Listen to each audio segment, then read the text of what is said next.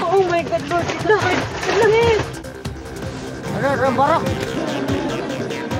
Gawat. Maayong hapon, Western Visayas kag Negros Occidental, pila ka classroom sa Iloilo kag Bacolod City nakitaan sang litik bangod sang linog. Apektado nga learners ginpaidalom sa alternative delivery mode. Si Kim Salinas nakatutok. Naglabot na sa 72 ka mga individual ang napatay matapos magluntad ng magnitude 6.9 nga linog sa Cebu. Ini ang base sa datos ng Office of Civil Defense Central Visayas. Magluwas ni 200 man ang nalista nga napilasan. Sa Western Visayas, nagbalik na ang in-person classes sa mga bulutuan subong adlaw. Ini matapos ginrekomendar nga safe na for occupancy ang kalabanan nga hulot klasihan. Apang may masobra 2,600 ka mga learners ang ginpaidalom sa alternative delivery mode. Bangod nakitaan sang major damages ang pila ka school facilities. Sa datos ng SDO Iloilo City, 25 sa 33 ka mga bulutuan sa syudad ang nag-report ng may minor damages. 7 naman ang nag-report ng may major damages. May engineers kita nga arigidiya sang DepEd, may DRRM team ang kita, kag may city nga mga engineers nga nagalibot. Lakip sa mga nagangkon sang dako nga halit ang 6 ka classrooms sa 3-story building sang Iloilo Central Elementary School. Ini ang ginagamit sang 240 ka learners. Nakita nini sang litik sa haligi sa mga beam kag sa dingding. 2019 sang ini ang natapos sobra. Starting sa Monday, may shifting of classes kami dire. So ang mga ang amo nga grade 1 and grade 2, amo ni sila ang morning and PM session.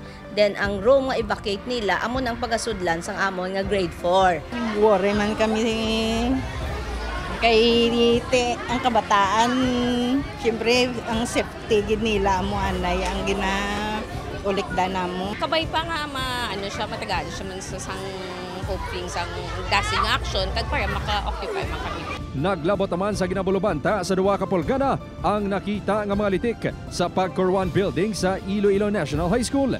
Ini ang may 20 ka classrooms.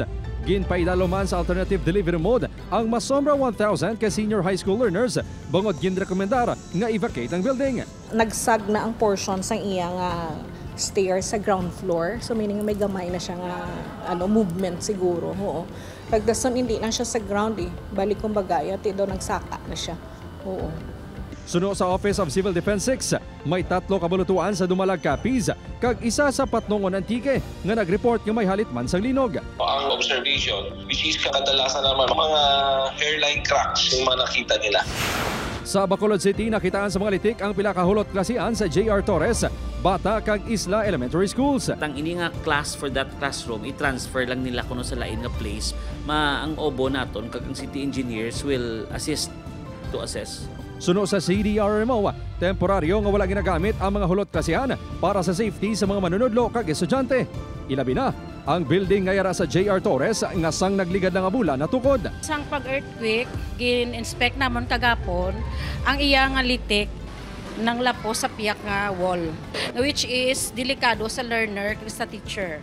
Kaya sa piyak nga room, lapit ya ang cheer sa mga kabataan. Tani, ipaano kami ni ma'am, ipa-vacate sa kami hindi mako-concentrate sir nga amo na katudlo ko tapos kung may linog ya sir piyo gid marusdak gid sir kay gabok na dilapilated na di mo. Sa Negros Occidental, nagagwa man sa inspeksyon nga may pila ka litik nga nakita sa pila ka mga eskwelahan. Ang na-notice nato is minimal damage, malang minimal minor damage, hairline cracks. Tapos may harap man to sir na monitor nga mga broken glass windows sa iba naton nga mga facilities. Upod kay Romel Porquia, Kim Salinas, 1 Western Visayas.